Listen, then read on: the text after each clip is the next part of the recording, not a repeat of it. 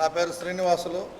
భవన నిర్మాణ కార్మిక సంఘం జిల్లా అధ్యక్షుడిగా నిన్న ఎన్నికైన 20వ తారీఖు 9వ మహాసభలో ఎన్నుకోవడం జరిగింది. ఈరోజు మేము అడిగేది, గతంలో ఉన్న వైఎస్ఆర్ ప్రభుత్వం అయితేమి, మా ప్రభుత్వం అధికారంలోకి వచ్చిన తర్వాత సంక్షేమ పథకాలన్నీ అమలు పరుస్తామని చెప్పి గత ప్రభుత్వం చెప్పడం జరిగింది.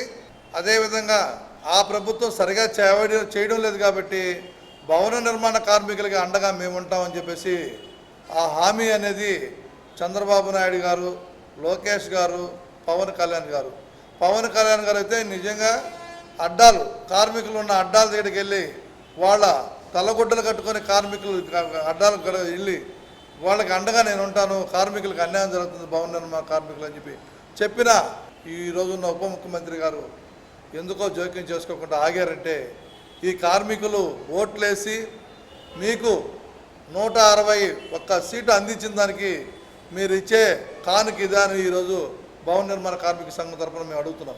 ఈరోజు సంక్షేమ బోర్డు అనేది ఈ యొక్క రాష్ట్ర కేంద్ర ప్రభుత్వాలకు సంబంధించింది కాదు.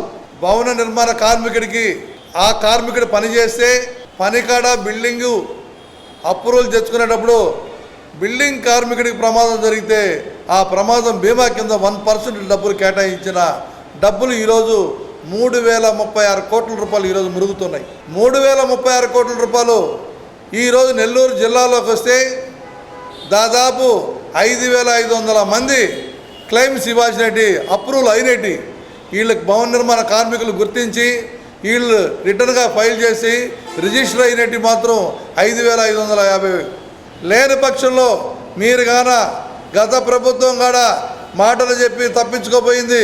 ఈరోజు మీ ప్రభుత్వం అనేక హామీలు ఇచ్చారు, ఈ హామీలు ఇంప్లిమెంట్ చేయమని చెప్పేసి ఈరోజు భవన నిర్మాణ కార్మిక సంఘం తరఫున అడుగుతున్నాం. లేని పక్షంలో గత ప్రభుత్వానికి ఏం జరిగిందో మీ ప్రభుత్వానికి అదే జరుగుతుందని చెప్పేసి ఈ సందర్భంగా తెలియజేస్తున్నాం.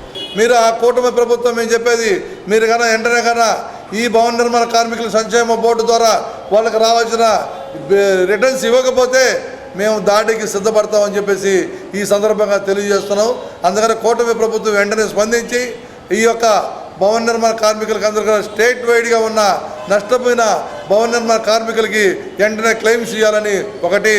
రెండో డిమాండ్ ఏంటంటే, భవన నిర్మాణ కార్మికులు 55 ఏళ్ళు నిండిన ప్రతి కార్మికుడికి 6000 రూపాయలు పెన్షన్ ఇవ్వాలనేది భవన నిర్మాణ కార్మిక సంఘం తరఫున మా డిమాండ్. అదేవిధంగా డెలివరీకి సంబంధించిన డబ్బులు కూడా ఇచ్చే 20,000 రూపాయలు కాదు 50,000 ఇవ్వాలనేది మా ఒక డిమాండ్. ఈ డిమాండ్స్ అన్నీ కూడా ఇంప్లిమెంట్ చేయాలని చెప్పేసి ఈ రాష్ట్ర ప్రభుత్వాన్ని కోరుతున్నాం. అయితే రాష్ట్రానికి కేంద్రానికి డబ్బులు కాదు, మా నిధుల్లోంచి మా వాళ్ళకి ఇవ్వాలి.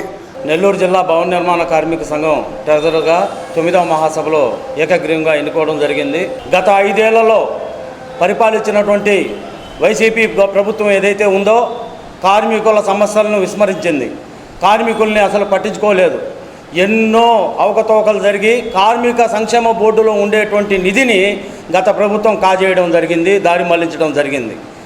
అలాగే గత ప్రభుత్వ విధానాలకి వ్యతిరేకంగా మా ప్రభుత్వం వస్తే కార్మికులకు అండగా నిలబడతామని చెప్పినటువంటి తెలుగుదేశం ప్రభుత్వం పాదయాత్రలో మా ప్రభుత్వం రాగానే సంక్షేమ బోర్డుని పునరుద్ధరిస్తాం, మళ్ళా సంక్షేమ బోర్డు నుంచి కార్మికులందరికీ అండగా నిలబడతామని చెప్పడం జరిగింది.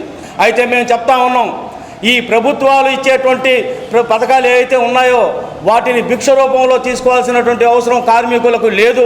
కార్మికుల కోసంగా సంక్షేమ బోర్డు ఒకటి ఏర్పాటు చేయడం జరిగింది. ఆ సంక్షేమ బోర్డులో పెద్ద పెద్ద భవన నిర్మాణాలు నిర్మించినప్పుడు 1% సెజ్ కింద వచ్చినటువంటి 3,000 కోట్ల రూపాయలు ఆ నిధి ఉంది. ఆ నిధిని దారి మళ్లించకుండా ఆ దారి మళ్లించే దానికి మీరు తీసుకొచ్చినటువంటి 12-14 జీవో ఏదైతే ఉందో దాన్ని రద్దు చేసి ఆ సంక్షేమ బోర్డుని పునరుద్ధరించి సంక్షేమ బోర్డులో ఉండేటువంటి నిధిని కార్మికుల యొక్క అవసరాల కోసం తీర్చమని మేము ప్రశ్నిస్తూ ఉన్నాం. ఆ కార్మికులు ఏ సెంటర్లో అయితే ఒక అడ్డాగా కార్మికులు నిలబడతారో, ఉదాహరణకి మన తడికల బజార్ సెంటర్, అలాగే ఉమ్మారెడ్డిగుంట ముత్తుకూరు గేట్ సెంటర్ ప్రాంతంలో ఉదయం లేస్తే పొట్ట చేత్తో పట్టుకొని తట్ట నెత్తిన పెట్టుకునే కార్మికులు చీకటితో 5 గంటల నుంచి అక్కడికి వచ్చి గుంపుకూడి ఆ కార్మికులు నిలబడి ఉంటారు.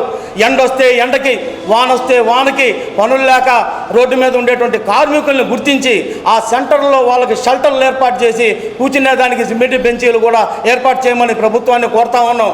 ఒకవేళ ప్రభుత్వాల దగ్గర డబ్బులు నిధులు లేకపోతే సంక్షేమ బోర్డులో ఏ కార్మికుల దగ్గర అయితే తీసుకునే ఆ సంక్షేమ బోర్డులో ఉండేటువంటి డబ్బులతో కార్మికులకు అవసరమైనటువంటి అవసరాలు తీర్చమని మేము కోరుతా ఉన్నాం. ఈ న్యాయమైన కోరికలు కార్మికులు కోరేటువంటి కోరికల్ని తీర్చకపోతే భవిష్యత్తులో రాబోయే రోజుల్లో నెల్లూరు జిల్లాలో ఉండేటువంటి కార్మికులందరినీ ఏకం చేసి ఈ కార్మికుల యొక్క పోరాటాలని విస్తృతం చేస్తామని చెప్పి మీ ద్వారా మేము ప్రభుత్వాలకు తెలియజేస్తా ఉన్నాం.